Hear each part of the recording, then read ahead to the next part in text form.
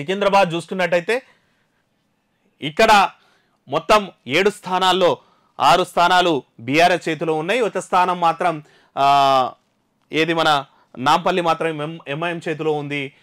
మరి ఇక్కడైతే tight fight ఉంటుంది. ఎందుకంటే 3 పార్టీల నుంచి టఫ్ ఉన్నటువంటి నేతలే 3 పార్టీల నుంచి టఫ్ ఉన్నటువంటి నేతలే ఉన్నటువంటి పరిస్థితులు ఉన్నాయి.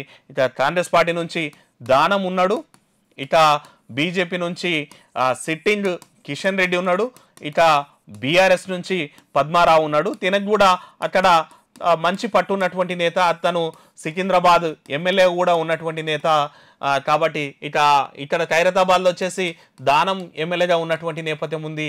కిషన్ రెడ్డి ఎందుకంటే ఇది అర్బన్ ఓటు ఉన్నటువంటి ప్రభావం ఉన్నటువంటి నేపథ్యం. ఈసారి కూడా బీజేపీ ఇక్కడ టైట్ ఫైట్ ఉన్నప్పటికీ BJP leads are covered by INC Nampally lead. That's tough అనమాట.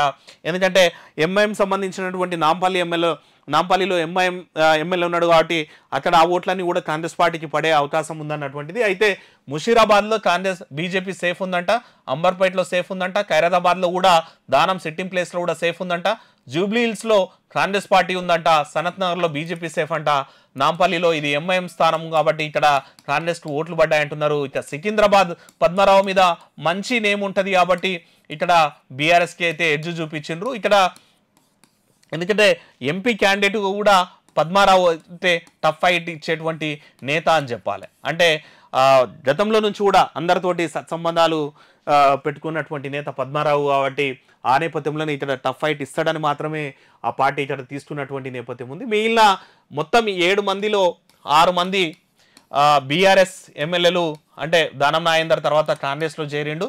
అంటే ఒక ఎమ్మెల్యే కాంగ్రెస్లో ఉన్నట్టు, నాంపల్లిలో ఎంఐ కూడా కాంగ్రెస్ వైపే ఉన్నట్టు కాబట్టి కాంగ్రెస్కి 2 స్థానాలు ఉన్నట్టు, ఇక బీఆర్ఎస్కి మిగిలిన స్థానాలు కూడా బీఆర్ఎస్ఏ ఉన్నప్పటికీ కూడా ఎడ్జ్ అయితే ఇక్కడ బీజేపీకి కూడా మంచి ఎడ్జే వస్తుందని చెప్తుంది.